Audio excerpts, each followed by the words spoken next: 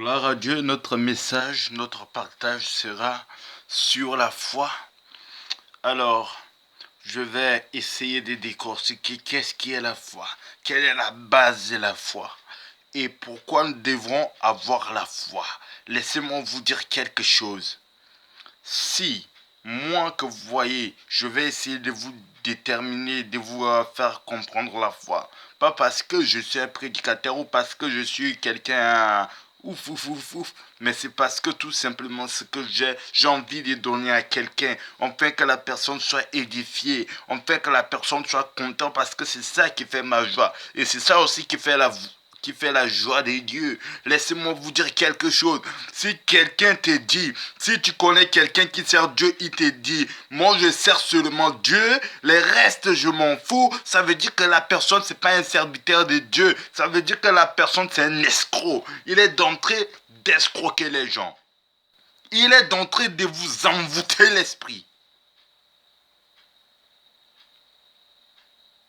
Tout simplement pourquoi?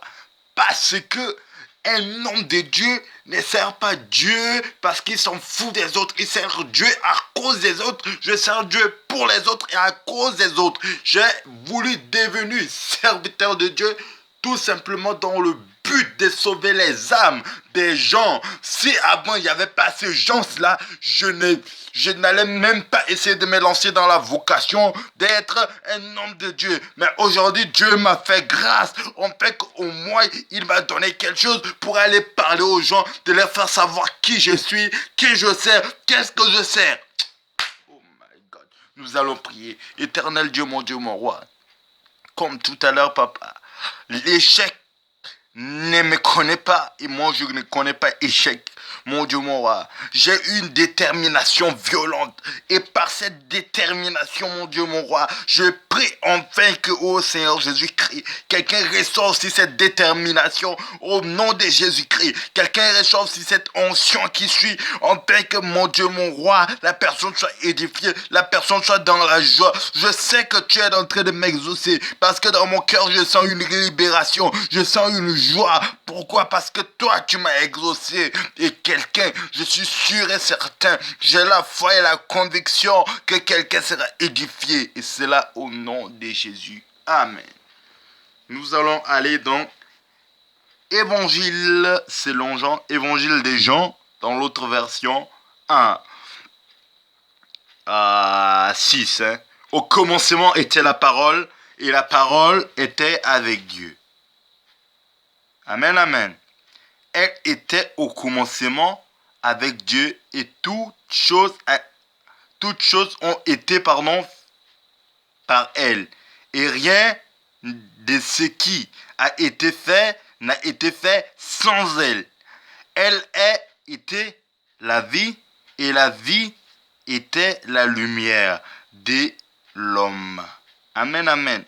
La lumière, lui, dans le ténèbre, ne l'ont point reçu. Il eut un homme envoyé de Dieu. Nous allons nous arrêter là. Amen, amen. Pourquoi? Je vais encore relire ça. Pourquoi on doit commencer par ça? La vraie foi, la vraie fondation. Et la vraie fondation de toutes choses, c'est la parole. Et la parole, c'est qui?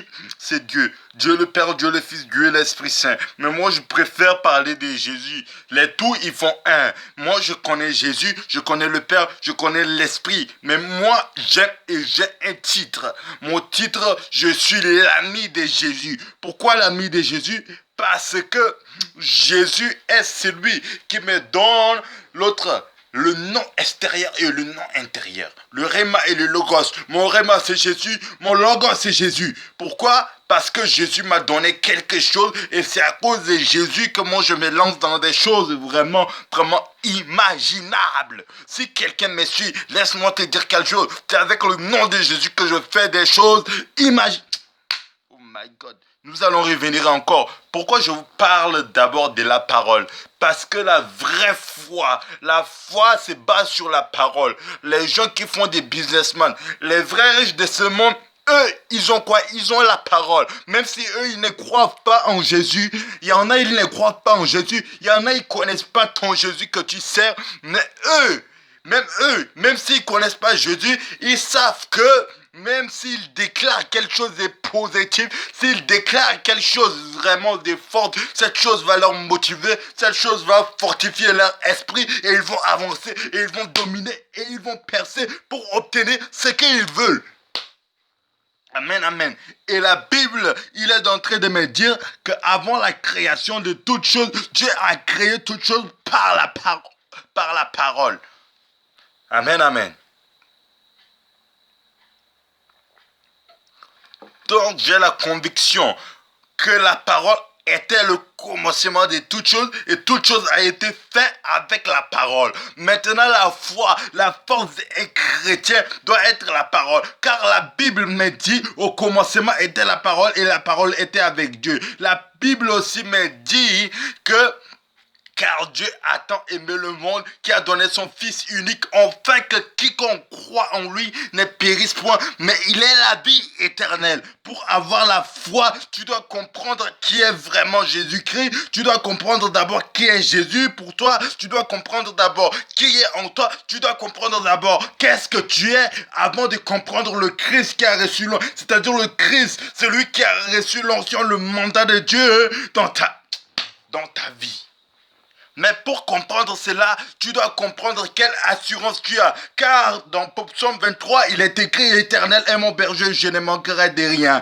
Qu'est-ce qu'il faut faire pour ne pas manquer de rien? Si tu ne veux pas manquer de rien, il faut comprendre, il faut te serrer, il faut te rabainer, il faut t'accrocher. Si c'est la robe de Jésus que tu attrapes, tu serres à côté de toi, tu serres fort. Même si tu t'étouffes, tu serres. Quand tu te desserres, serre-toi encore pour ne pas t'éloigner de Jésus-Christ. Si c'est son pied, tu attrapes, colle-toi, colle, enfin de ne pas te détacher de son pied.